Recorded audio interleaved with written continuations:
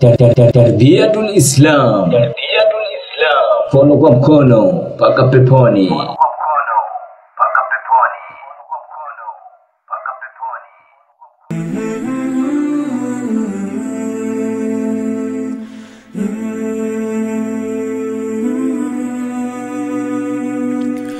Ilikuwa alasiri, jua likielekea magharibi. Wavulana wawili walikuwa wamekaa maskani, wakitumia bangi kwa mazoea.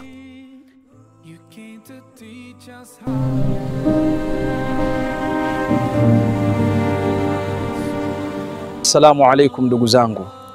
Hivi hamjui kuwa kile mnachovuta kinaangamiza roho na mwili wenu? Acha bana, maisha haya ni magumu, bangi ndiyo faraja yetu. Mtume swalla amesema kile kinachelewesha ni haramu. Bangi na kuiba akili yako na kupeleka mbali na sala, mbali na msikiti na mbali na ibada.